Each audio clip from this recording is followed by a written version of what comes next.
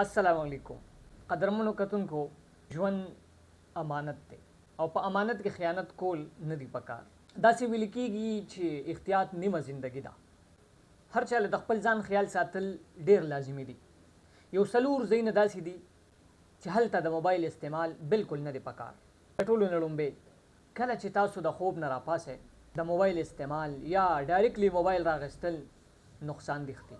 یو بعضې ستاسو د مال نقصان نه بلکې د جان نقصان هم کیدی شي. د بازار نه سودا راوړل یا د کور نه بهر د څه کار دپاره وځئ نو مهرباني کوئ د سړک په منځ یا په لار یا په غاړه چې تاسو روان یې نو د موبایل استعمال بالکل مه کوئ. د څه سره ټکراوېدل، جنګېدل، راغورځېدل ځان له یا بل له نقصان ورکول امکانات لري.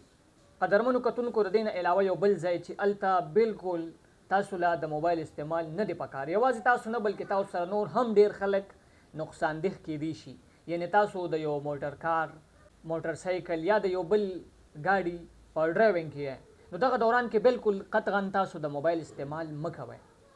کیدی شي ستاسو د وجې بل چاته هم نقصان ملو شي او تاسو به هم ضرور نقصان ده یې.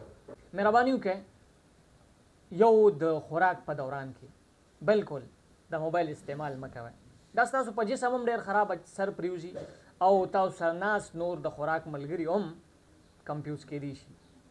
مهرباني وکړئ دغه شان کو تاسو په ګڼه کې ناست یې د یارانو، دوستانو، خپلو خپلوانو، فیملی سره د خبرو اترو وخت وي او تاسو موبایل استعمالوئ نو ډېر بد لګي. د موبایل استعمال خو هسې زموږ او ستاسو ډېر لوی ضرورت ګرځېدلی دی خو دا یو څو ځایونه داسې دي چې احتیاط پکې وکړئ. ستاسو پرسنالټي، ستاسو په کردار او ستاسو په ژوند دا ډېر لوی اثر پرې باسي. زموږ تر څنګ اوسېږئ، کوشش به کوو چې دغه شانتې ښه ویډیو ستاسو ته در رسوو. مهرباني.